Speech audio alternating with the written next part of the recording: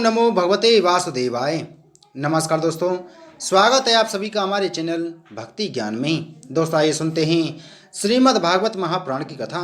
दोस्तों पिछली कथा में हमने वर्णन किया था नंद बाबा से गोपों की श्री कृष्ण के प्रभाव के विषय में बातचीत। आज की कथा में हम वर्णन करेंगे श्री कृष्ण का अभिषेक।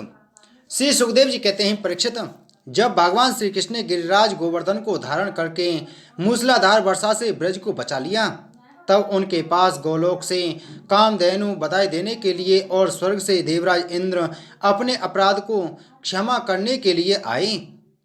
भगवान का तिरस्कार करने के कारण इंद्र बहुत ही लज्जित थे, इसलिए उन्होंने एकांत स्थान में भगवान के पास जाकर अपने सूर्य के समान तेजस्वी मुकुट से उनके चरणों का स्पर्श किया।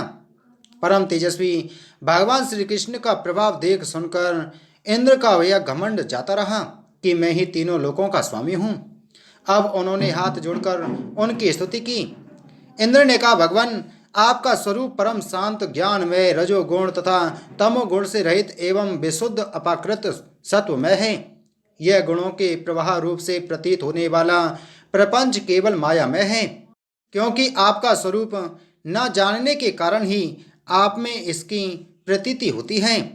जब आपका संबंध अज्ञान और उसके कारण प्रतीत होने वाले देहादि से है ही नहीं, फिर उन देह आदि की प्राप्ति के कारण तथा उन्हीं से होने वाले लोभ, क्रोध आदि दोष तो आप में हो ही कैसे सकते हैं। प्रभु, इन दोषों का होना तो अज्ञान का लक्षण है।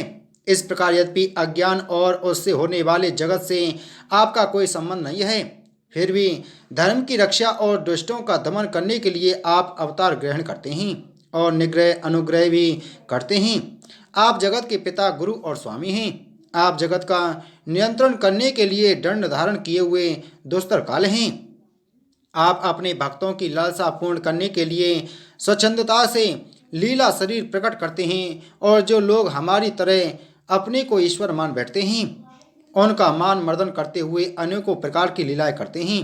प्रभु, जो मेरे जैसे अज्ञानी और अपने को इस जगत का ईश्वर मानने वाले हैं, वे जब देखते हैं कि बड़े बड़े भय के अवसरों पर भी आप निर्भय रहते हैं, तब वे अपना घमंड छोड़ देते हैं और गर्व रहित होकर सत्पुरुषों के द्वारा सेवित भक्ति मार्ग का आश्रय लेकर आपका भजन करते हैं। प्रभु, आपकी एक एक चेष्टा दुष्टों के लिए दंड विधान है। प्रभु, मैंने ऐश्वर्य के मद से चूर होकर आपका अपराध किया है, क्योंकि मैं आपकी शक्ति और प्रभाव के संबंध में बिल्कुल अनजान था। परमेश्वर, आप कृपा करके मुझ मूर्ख अपराधी का यह अपराध क्षमा करें और ऐसी कृपा करें कि मुझे फिर कभी ऐसे दुष्ट अज्ञान का शिकार न होना पड़े। स्वयं प्रकाश इंद्रियातीत परमात्मन, आपका यह अवतार इसलिए हुआ है कि जो असुर सेनापति केवल अपना पेट पालने में ही लग रहे हैं और पृथ्वी के लिए बड़े भारी भार के कारण बन रहे हैं, उनका वध करके उन्हें मोक्ष दिया जाए, और जो आपके चरणों के सेवक हैं, आज्ञाकारी भक्त जन हैं, उनका अभ्युदय हो, उनकी रक्षा हो। भगवान, मैं आपको नमस्कार करता हूँ। आप सर्व अंतर्यामी पुरुषोत्तम तथा सर्वात्मा वासुदेव हैं। आप यदुवंशियों के एकमात्र स्वामी, भक्त वत्सल एवं सबके चित्त को आकर्षित करने वाले हैं। मैं आपको बार बार नमस्कार करता हूँ। आपने जीवों के समान कर्मवश होकर नहीं, स्वतंत्रता से अपने भक्तों की तथा अपनी इच्छा के अनुसार शरीर स्वीकार किया है। आपका यह शरीर भी विशुद्ध ज्ञान स्वरूप है। आप सब कुछ हैं, सबके कारण हैं और सबके आत्मा हैं। मैं आपको बार बार नमस्कार करता हूँ। भगवान, मेरे अभिमान का अंत नहीं है और मेरा क्रोध भी बहुत ही तीव्र मेरे बस के बाहर है।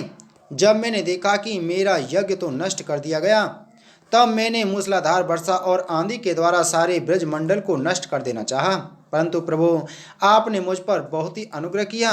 मेरी चेष्टा व्यर्थ होने से मेरे घमंड की जड़ उखड़ गई। आप मेरे स्वामी हैं, गुरु हैं और मेरे आत्मा हैं। मैं आपकी शरण में हूँ।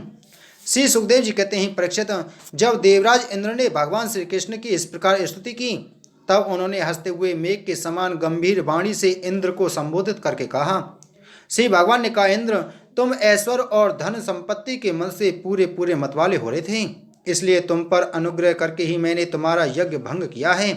यह इसलिए कि अब तुम मुझे नित्य निरंतर स्मरण रख सको। जो ऐश्वर्य और धन संपत्ति के मन से अंधा हो जाता है वह यह नहीं देखता कि मैं काल रूप परमेश्वर हाथ में दंड लेकर उसके सिर पर सवार हूँ। मैं जिस पर अनुग्रह करना चाहता हूँ उसे ऐश्वर्य भ्रष्ट कर देता हूँ। इंद्र तुम्हारा मंगल हो। अब तुम अपनी राजधानी अमरावती में जाओ और मेरी आज्ञा का पालन करो।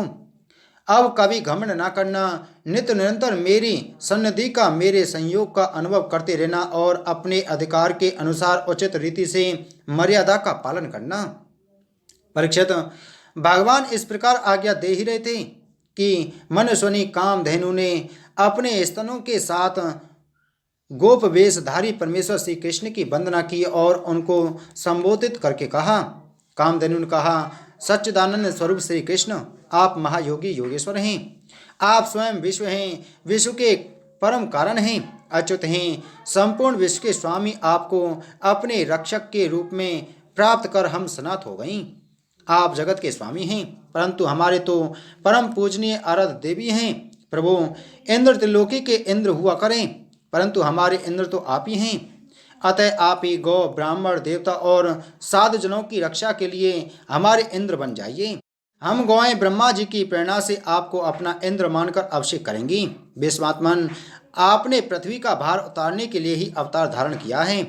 श्री सुखदेव जी कहते हैं, परीक्षित, भगवान श्री कृष्ण से ऐसा कहकर कामधेनु ने अपने दूध से और देव माताओं की प्रेरणा से देवराज इंद्र ने ऐरावत की सूंड के द्वारा लाए हुए आकाश गंगा के जल से देवर्षियों के साथ यदुनाथ श्री कृष्ण का अभिषेक किया और उन्हें गोविंद नाम से संबोधित किया। उस समय वहां नारद, तुम्बरु आदि गंधर्व, विद्याधर, सिद्ध और चारण पहले से ही आ गए थे। वे समस्त संसार के पाप ताप को मिटा देने वाले भगवान के लोक कमला पर यश का गान करने लगे और अप्सराएं आनंद से भरकर नृत्य करने लगीं। मुख्य मुख्य देवता भगवान की स्तुति करके उन पर नंदन वन के दिव्य पुष्पों की वर्षा करने लगे। तीनों लोकों में परमानंद की बाढ़ आ गई और गौओं के स्तनों से आप ही आप इतना दूध गिरा कि पृथ्वी गीली हो गई। नदियों में से विविध रसों की बाढ़ आ गई। वृक्षों से मधुधारा बहने लगी। बिना जोते बोए पृथ्वी में अनेकों प्रकार की औषधियां अन्न पैदा हो गए। पर्वतों में छिपे हुए मणि माणिक के स्वयं ही बाहर निकल आए। परीक्षित, भगवान श्री कृष्ण का अभिषेक होने पर जो जीव स्वभाव से ही क्रूर हैं वे भी बैरहीन हो गए, उनमें भी परस्पर मित्रता हो गई। इंद्र ने इस प्रकार गौ और गोकुल के स्वामी से गोविंद का अभिषेक किया और उनसे अनुमति प्राप्त होने पर देवता गंधर्व आदि के साथ स्वर्ग की यात्रा की। बोलो श्रीमद्भागवत महापुराण की जय। बोलो श्री कृष्ण चंद्र भगवान की जय।